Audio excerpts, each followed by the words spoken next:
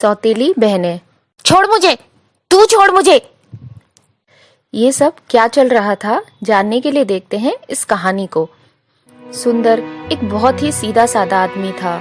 उसके घर पर उसकी पत्नी और उसकी माँ रहते थे और एक बेटी भी थी। एक बार सुंदर किसी काम से शहर गया और कुछ दिनों तक वहीं रहा। इसी बीच उसकी मुलाकात सलोनी नाम की एक औरत से होती है।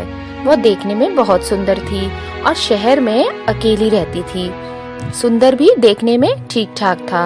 एक दिन दोनों की मुलाकात होती है और फिर कुछ समय बाद वो सुंदर से कहती है कि सुंदर, मैं तुमसे शादी करना चाहती हूँ। लेकिन सुंदर तो पहले से ही शादीशुदा था, तो वो मना कर देता है। देखो सलोनी, मैं तुमसे शादी नहीं कर सकता।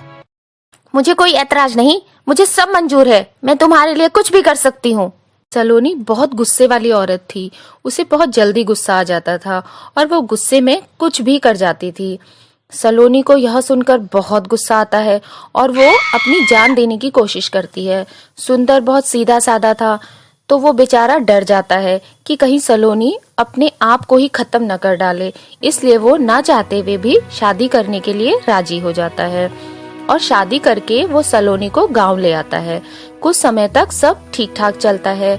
सुंदर की पहली पत्नी को भी सलोनी से कोई दिक्कत नहीं हुई। लेकिन फिर कुछ साल बाद, क्यों सुंदर, क्या तुम मुझे यहाँ नौकरानी बनाकर रखने के लिए लाए हो? जब देखो काम पर ही लगी रहती हो। अपने लिए तो जैसे टाइम ही नहीं है मेरे पास।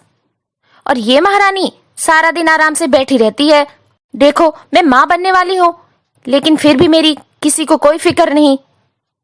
और ये तुम्हारी बेटी सारा दिन मेरा दिमाग खाती रहती है। मैं तो परेशान हो गई हूँ। जबकि सुंदर को पता था कि सलोनी झूठ बोल रही है, लेकिन फिर भी वो कुछ नहीं कहता। और फिर कुछ समय बाद सलोनी के एक सुंदर बेटी होती है, पर बेटी होते हुए ही उसकी मृत्यु हो जाती है। और कुछ समय बाद सुंदर की पहली पत्नी भी उसे इस दुनिया में अकेला छोड़कर चली जाती है। अब घर पर केवल उसकी बूढ़ी माँ और 2 बेटी और सुंदर था। धीरे धीरे दोनों बेटियां बड़ी हो जाती हैं और कुछ समय बाद सुंदर और उसकी माँ भी भगवान को प्यारे हो जाते हैं। अब सिर्फ घर पर दोनों ही रह जाते हैं। एक बेटी का नाम गंगा और दूसरी का नाम जमुना होता है। गंगा, जो कि सलोनी की बेटी थी, बहुत ही गुस्से वाली थी, और दूसरी पत्नी की बेटी जमुना, जो बहुत सीधी सादी थी। एक आग थी तो दूसरा पानी थी। एक दिन जमुना बीमार पड़ जाती है। वो घर पर कोई काम नहीं कर पा रही थी। इस पर गंगा को बहुत गुस्सा आता है। वो गुस्से में बिल्कुल अपनी माँ पर गई थी। जब गंगा को गुस्सा आता था तो वो बिल्कुल पागल हो जाती थी। इसी बात पर दोनों बहनों में बहुत झगड़ा हो जाता था। क्यों जमुना, अब क्या इरादा है? यूं ही पड़ी रहेगी या कुछ काम धंधा भी करेगी, या बैठे बैठे रोटियां तोड़ती रहेगी? ज्यादा बीमार होने का नाटक मत कर। खड़ी हो, मुझे खाने के लिए कुछ बना दे, बहुत भूख लगी है। और ये देख, तूने कितने दिन से घर में झाड़ू नहीं लगाया, और ये देख बर्तन भी कितने गंदे हैं। देखो गंगा, मुझे बहुत बुखार है, मैं कुछ नहीं कर पा रही हूँ। हो सके तो मुझे दवाई ला कर दे दो। पागल हो गई हो क्या? क्या क्या दवाई? वो भी तेरे लिए? हट्टी खट्टी तो दिख रही है। क्यों तुझ पर पैसे खर्च करूं? जा जा काम कर। जमुना काम पर लग जाती है, क्योंकि उसे पता था कि अगर उसने गंगा की बात नहीं मानी तो कहीं ऐसा ना हो कि वो अपना सर ही फोड़ दे, क्योंकि वो पहले भी कितनी बार ऐसा कर चुकी थी। एक दिन दोनों बाजार जा रहे थे। रास्ते में गंगा को एक दुकान में चूड़ियां पसंद आ जाती हैं, पर वो बहुत महंगी होती हैं। गंगा दुकान वाले से बहस करने लग जाती है।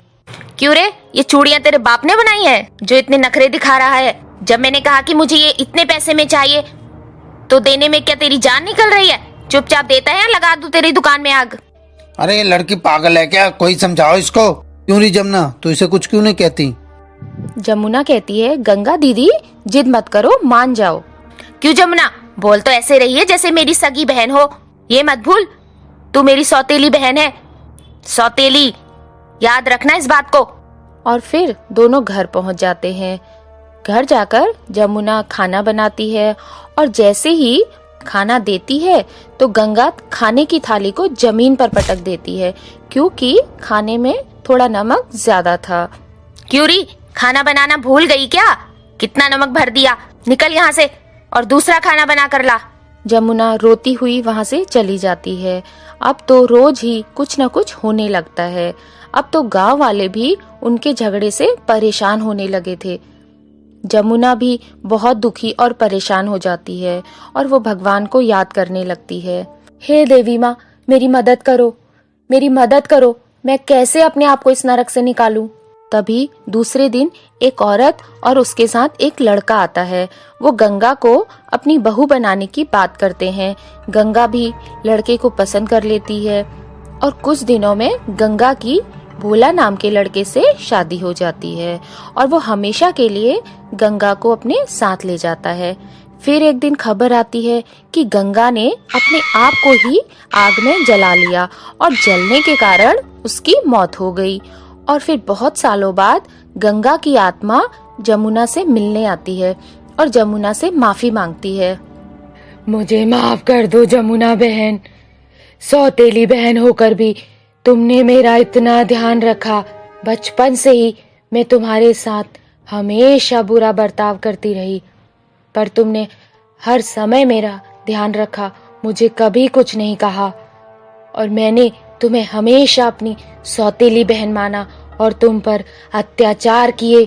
मुझे माफ कर दो। शायद अपने बुरे कर्मों की वजह से मुझे आज तक मुक्ति नहीं मिली और आज भी मेरी आत्मा भटक रही है। मुझे माफ कर दो। नहीं नहीं गंगा, ऐसा मत कहो, तुम तो बहुत अच्छी हो। मैंने कभी तुम्हें अपनी सौतेली बहन नहीं माना। मैं भगवान से प्रार्थना करूंगी कि तुम्हारी आत्मा को शांति मिले। और फिर जमुना एक मंदिर में जाती है और देवी माँ से अपनी सौतेली बहन की आत्मा की शांति के लिए प्रार्थना करती है। फिर गंगा की आत्मा को शांति मिलती है और वो हमेशा के लिए मुक्त हो जाती है। इधर जमुना की भी शादी हो जाती है और वो हंसी खुशी रहने लगती है।